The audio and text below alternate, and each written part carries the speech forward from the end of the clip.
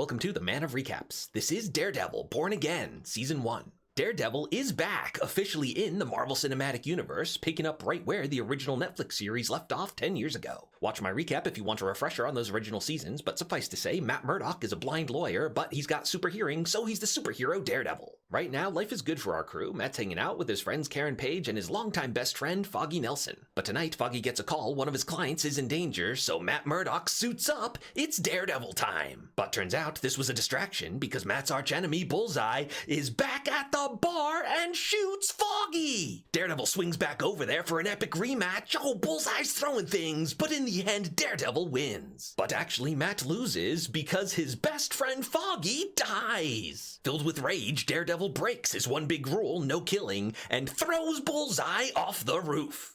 Turns out though, Bullseye survives. It wasn't actually that high. But now believing that Foggy was killed because Bullseye wanted revenge on Daredevil, Matt decides to give up the mask and quit being Daredevil for good. We pick up 1 year later, where Bullseye is sentenced to life in prison. Matt and Karen haven't spoken, she moved over to Seattle, and Foggy's death kind of broke their friendship. Matt's career is going well, he's got a thriving practice with his new law partner, former district attorney Kirsten McDuffie. Retired police officer Cherry found out Matt is Daredevil and has become his new friend and private detective. Matt's love life is going well too, he's just met Dr. Heather Glenn, a psychiatrist, and they've hit it off. Things move quick, she moves in. But without Daredevil, crime in the city is doing better than ever. Remember, the crime boss of all New York is Wilson Fisk, Kingpin. But he's been out of commission for a while. Remember, he was shot in the face by his niece Echo. In his absence, his wife Vanessa has taken his spot and has been doing a great job. But now, without giving her a heads up, Wilson Fisk comes back. It's not a happy reunion for Vanessa. She feels abandoned because after he recovered, without explanation, he went away, I guess, to find himself and stuff. He's like, yeah, sorry about that, but I have a new plan. We need to retire from the crime business because now he wants to be a new type of kingpin. He's running for mayor of New York City. Now everyone knows that Wilson Fisk is the crime boss Kingpin. He's quite literally a convicted felon. But as we've learned, a lot of voters don't care about that.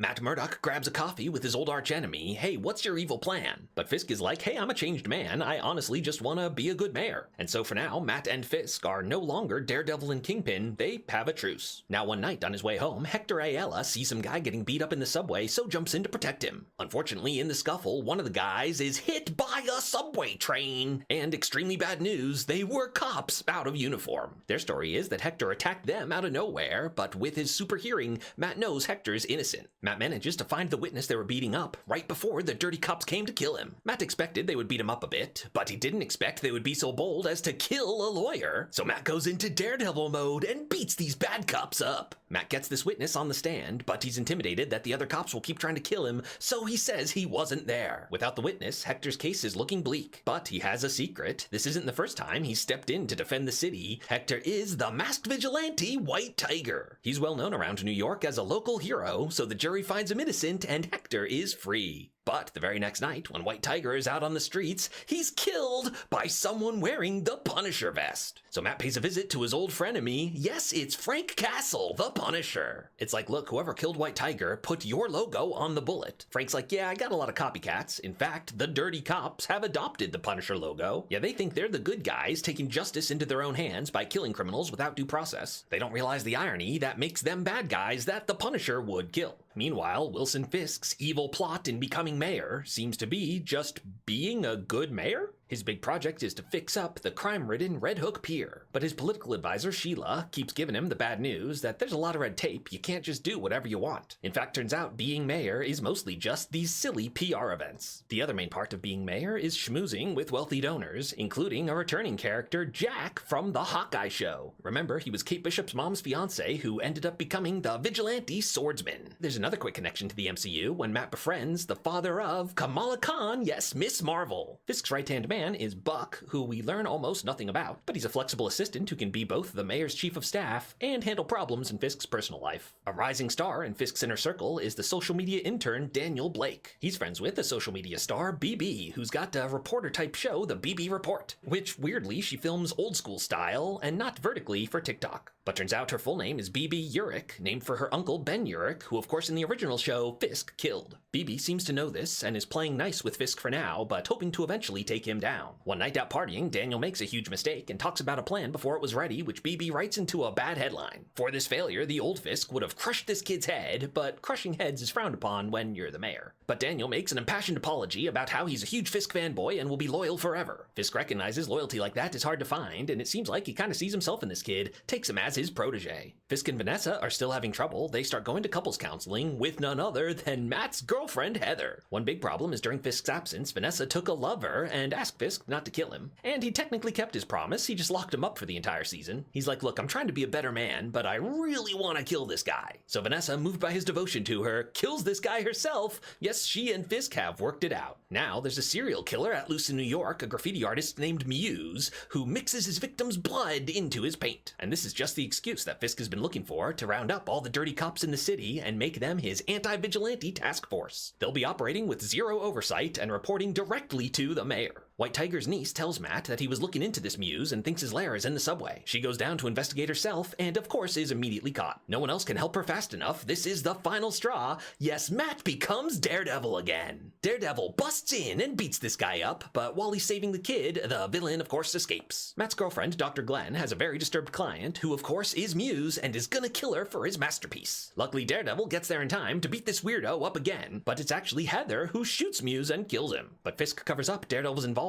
His anti-vigilante task force takes credit for protecting the city. Heather also doesn't credit Daredevil with saving her. She thinks he's just as bad as Muse. She becomes strongly anti-vigilante and pro-Fisk, so yeah, her and Matt ain't gonna work out. For the grand finale, we come back to Benjamin Poindexter Bullseye. He's transferred out of his cushy solitary into regular prison where he's likely to be killed. So he calls the best lawyer he knows, his archenemy, Matt Murdoch. But now he comes clean. I didn't kill Foggy for revenge. Someone did order the hit, and Matt always assumed Fisk was behind it. But Matt's not about to help Bullseye. He leaves him here to rot.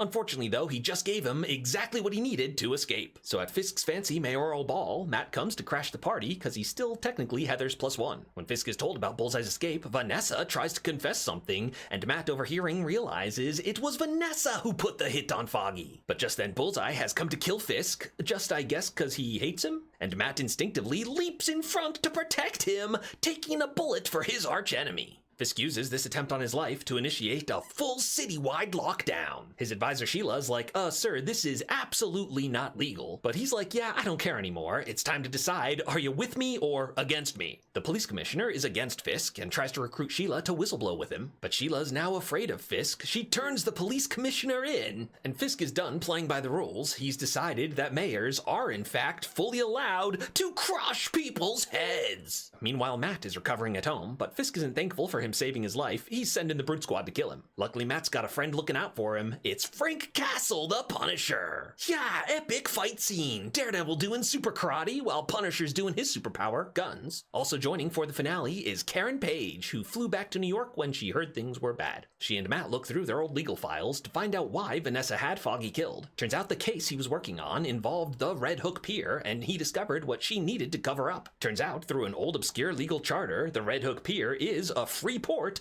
independent of America. And this is apparently their master plan. Once they control the city and the pier, they can do whatever illegal stuff they want, and it's still kind of legal. So they head to the pier for the final fight to take Fisk down before it's too late. But Karen's like, Matt, I hate to say it, but it maybe's already kind of too late. You're injured and you're way outnumbered, and there's no way to even stop Fisk tonight unless you're willing to kill him. And Daredevil is not, but the Punisher is. Yes, Frank Castle busting in to take down the whole Brute Squad single-handedly. Eventually, though, of course he's outnumbered, and these guys don't kill him, they all idolize him. It's like, look man, you can join us and now kill bad guys legally. But Frank turns him down, lets him know that they are the bad guys he wants to kill, so he's a taken prisoner. Although Punisher doesn't stay prisoner for long, in the after-credit scene he breaks out immediately. So as the sun rises on a new New York, Mayor Fisk tells the city, don't worry, everything's cool, my Brute Squad has made the city safe. Matt Murdoch couldn't stop him last night, but he's settling in for the long game. He's gathering his friends into an underground resistance with the hope to eventually take Fisk down and take their city back. And that's where Daredevil Born Again Season 1 comes to an end. If you liked this recap, hit that subscribe button for more of the best recaps of TV and movies.